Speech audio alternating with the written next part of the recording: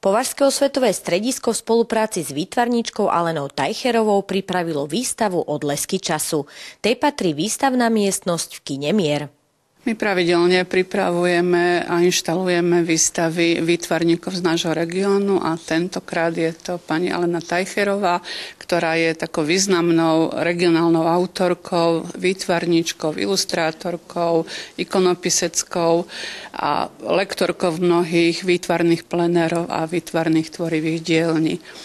Túto výstavu realizujeme pri príležitosti jej významného životného jubilea a podobnú už mala tento rok v Dubnici nad Váhom, ale keďže istý čas pôsobila aj v Považskej Bystrici a má tu veľký okruh svojich priateľov a známych, tak sme sa rozhodli v spolupráci s autorkou výstavu pripraviť aj tu v Považskej Bystrici.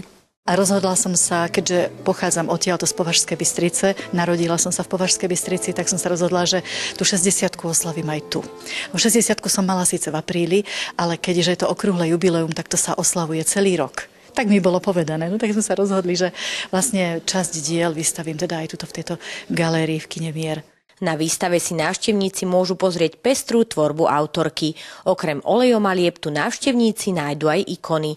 Tým sa autorka venuje už niekoľko rokov a v súčasnosti využíva pri ich tvorbe novú techniku. Tak som potrebovala vymyslieť niečo iné, než robia ostatné, maluje skoro každý v dnešnej dobe. Tak som si vymyslela taký posun, že tú ikonu nejak posuniem na niečo, na nejaký iný podklad. Tak som skúšala aj na papieri, aj všeličo možné. No a potom jedného dňa som videla, že búrajú susedia humno. Videla som tie nádherné dosky, oni z vrchu boli zvráskavené, čierne, škaredé, špinavé, ale ten rez bol čistý, nádherný. Tak vtedy som ich poprosila, či by som si mohla zobrať teda zo pár tých driev, ešte netušiac, že niekedy o pár rokov na to budem niečo vytvárať. No a o pár rokov, keď mamička odišla do neba, tak mi prišiel ten nápad, že by som mohla skúsiť na toto drevo, tú ikonu. Ikony na starom dreve si získali množstvo obdivovateľov. Takmer všetky z výstavy už majú svojich majiteľov. Ikonopisectvo v tom názve je napríklad taká slovná hračka, že ikony sa nemalujú, ale píšu. A ja vlastne hovorím, že tento posun, ktorý vlastne, keď vytváram ikony na staré drevo, oživujem to drevo, dávam mu životnosť ďalej a vpisujem tú novú energiu, ako pozitívnu hlavne. Výtvarníčka na obrazoch zachytáva aj aktuálne spoločenské problémy a otvára rôzne témy.